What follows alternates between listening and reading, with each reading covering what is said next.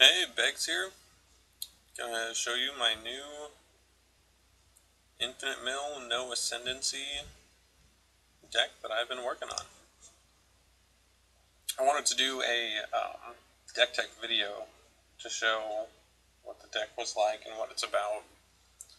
It's got a lot of moving parts. It's not exactly apparent just by looking at the list, so I wanted to go over it.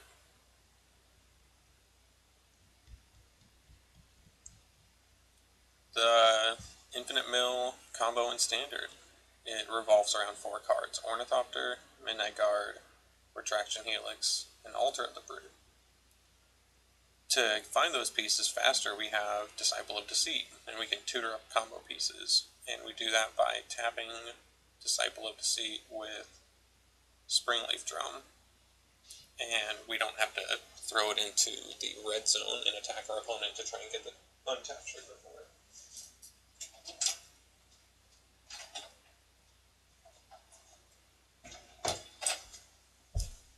Some of the other things the deck likes to do is its defaulternate win condition and Soul Artifact, and some of the ways that it likes to win with this are comboing it with Ornithopter.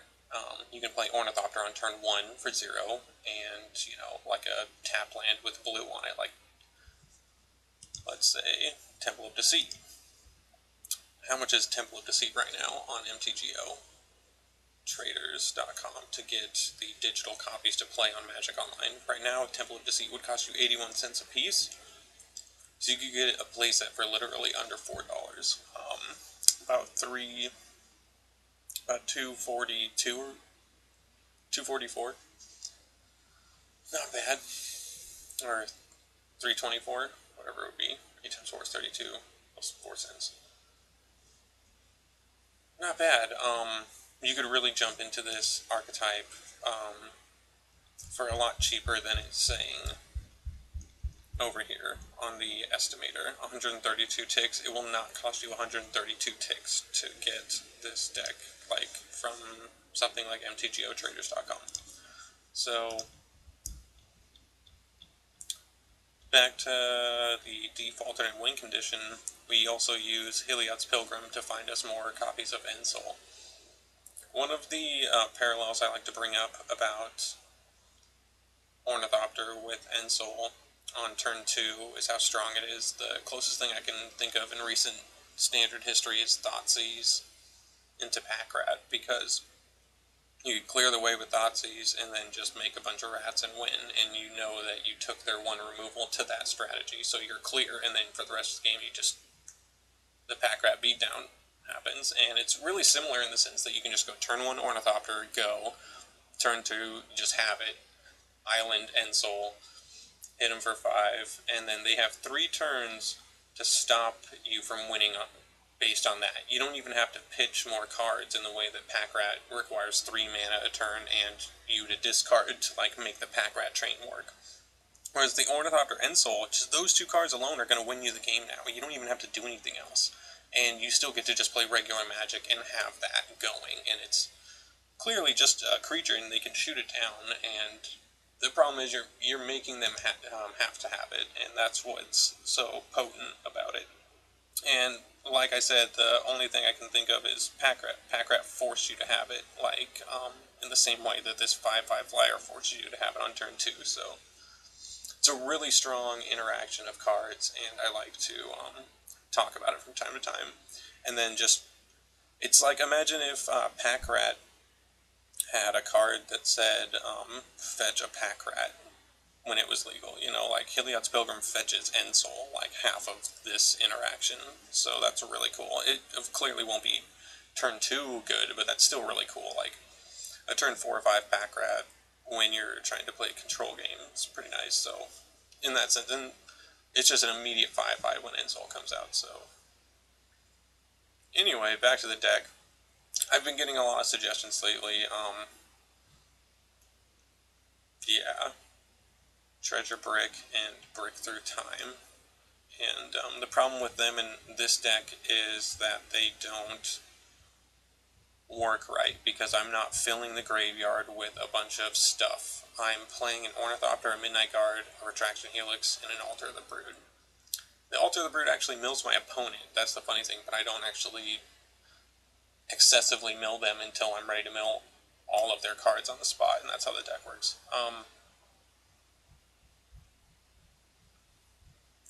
Yeah, Delve just isn't a good mechanic for this deck because those cards, Treasure Cruise and Dig Through Time, cost 8 apiece, even with Delve. So if I don't have much of anything in my graveyard and I don't have more than 3 or 4 mana a turn, like, I'm just not going to be able to cast those cards, and they'll just brick in my hand. And like, or like if I draw one on turn 3, it's just like, ugh, I'm not casting this game. Like, there's no way. Like, I'm going to die before I pay for it with mana, and I'm not getting enough stuff in the graveyard. Like, I'm just not casting it. So it's actually not a great suggestion. And that's fine though. This is a combo deck. Like, the first thing people should think of in a combo deck is, oh, dig for your pieces. So, I mean, it's not like a bad suggestion in that sense. You know, you're thinking along the right lines, but they actually just don't work in this deck. And instead of that, I have Disciple of Deceit, which lets me find exactly the right pieces at the right time. And Digging Through Time or Treasure Cruising just looks at the top few cards of your deck, and this just picks up your deck, take the thing out that you want, and then shuffle it and put it back. Like, there's no comparison. It's tutoring. It's like you're comparing tutoring to drawing. It's like, I'll take the tutoring, please. Thank you. I'm gonna get my infinite win on now. So I showed you how you can get Temples of Deceit, Midnight Guard, just to show you, like, this deck is really cheap. You can put it together for 2 cents a card online, literally. Like, Altar the Brood was the toughest card to get at first because Khans was so new, but look, he's got 27 copies for 6 cents a piece. I think they've gone down from like 8 cents to 6 cents. Yeah, that's really cheap, so it's not hard to be able to put this together.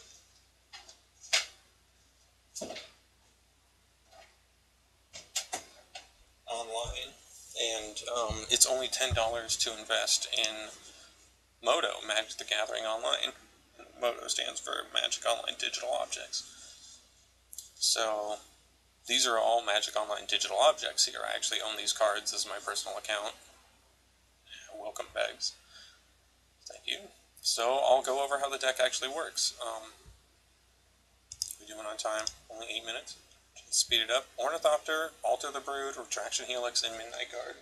That's the core combo of the deck.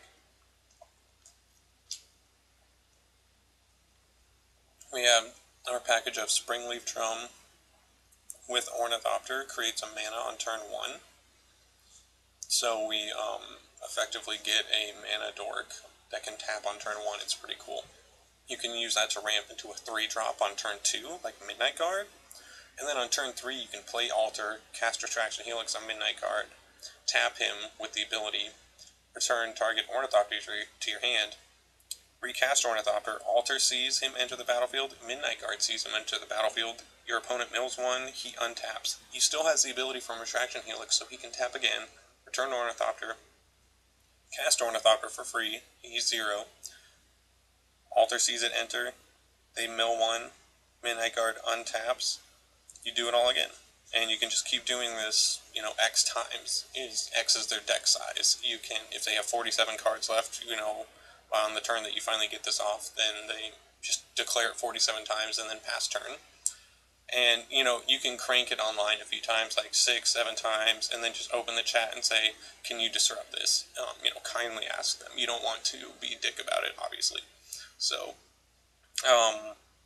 yeah, people will ask, well, does it take too long to crank it that many times and click, you know, the interactions? And it does, but once you get the rhythm, it's not so bad, and you'll see, like, within 3 minutes I get, you know, half their deck milled, and people say, oh, can you win 2 out of 3? And it's like, it's actually not that bad. if you don't feel like you're getting it game 2 after getting a game win, you can just concede game 2 early and go to a game 3 and just try and get the combo again. Sometimes the best way to win is just take a mulligan and start again, because you never know what your deck's going to give you. It's always randomized, and you can have the combo on turn 3, or you can get it on turn 9 at 1 life, and it's pretty cool when you get it. The other stuff in the deck, we have the Springleaf Drum also taps our Disciple of Deceit, which helps us find everything, which is the corresponding CMC of the essential combo pieces as well as the supporting cast. Springleaf Drum is 1, Altar of the Brood and Retraction Helix are also 1, so they're interchangeable. Spare copies can become essential combo pieces. Spare drums can become, or late drums can become essential combo pieces later. It's really flexible in how it works with the Disciple of Deceit and fetching and tutoring. Ensoul Artifact, that's the big one, with Heliod's Pilgrim, so that we can tutor in other ways to find enchantment auras, and we find Ensoul Artifact, the only one in the deck. And it's incredible when you're like turn 5, Heliod's Pilgrim, find an Ensoul, cast and equip it, enchant it onto a drum, and now hit you for 5, or just hold it up on D. I'm holding up D with the 5/5 drum, and now I can do my Disciple shenanigans. At your end step, use the drum to tap the Disciple, pitch a spare Divination or Read the Bones to find Midnight Guard, cast it, sit behind my 5/5 still. Next turn, I have an unsummoned second Midnight Guard that can be targeted with Retraction Helix, and I can go off with my combo now. So it's a really cool deck. It's a lot of fun. Sideboard real quick, we've got 4 Nyx Fleece Ram, that comes in against burn decks, Boss Lie, obviously. We've got 2 Elspeths. Sometimes our combo just isn't going to be enough against certain decks that in the top 8 meta, they do use plethoras of removal, like Hero's Downfall, Murderous Cut, Lightning Strike, Stoke the Flames. There's tons of just generic good stuff that just is removal, so sometimes your combo is just going to be flimsy, and you need stuff like an Elspeth to have a real backup win con. And it's not too hard with a couple Banishing Light, a Glare of Heresy, some Revokers, a couple Negates. It's not hard to just defend an Elspeth and get that kind of a win behind some Rams too. So the deck's really fun, as well as its bench is deep, as you can see. It can hold its own. It's a lot of fun. It's got 1 Tormod's Crypt as a way to find Ornithopters, because there's only 4 Ornithopters, and the only way to get one, even through Disciple, is to have it. So the Tormod's Crypt is a card that costs 0. I like it better than Briber's Purse or Astral Cornucopia, which, I just like Tormod's Crypt. In this meta, you can just prevent other people from delving, and that's pretty nice. Like, you might as well be doing that, so. And, spare Tormod on the side. As far as suggestions go, I already said Treasure Cruise and Dig Through Time. I'm not interested in trying those out. I've given them thought, and it's just a waste of time, because how the way the deck plays, I don't put stuff in the graveyard excessively at all. Even playing Heliod's Pilgrim and Ensoul Artifact, that interaction doesn't put anything in the yard.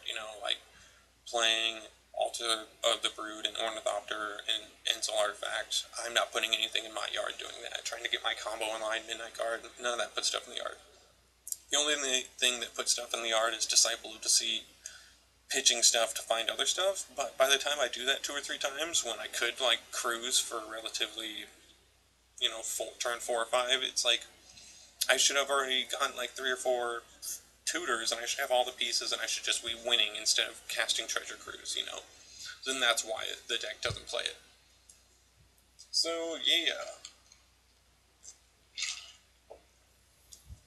that's pretty much everything. Just wanted to show it to everyone, check it out, give everyone an idea of how it works through a deck tech video, because just jumping into some of the other videos I have on the page, you might not understand what's going on or what the deck does, so to start off all the videos on the page, I wanted to have a deck tech video, which is what you're watching right now. And now you can go and check out Tamir Flash, or Esper Heroic, Boss Sly, Abzan Aggro. These are all games I played against, and you can watch all these videos where I get the combo win or quick Enzel Artifact win. It's pretty cool, it's a lot of fun, and thanks for checking it out.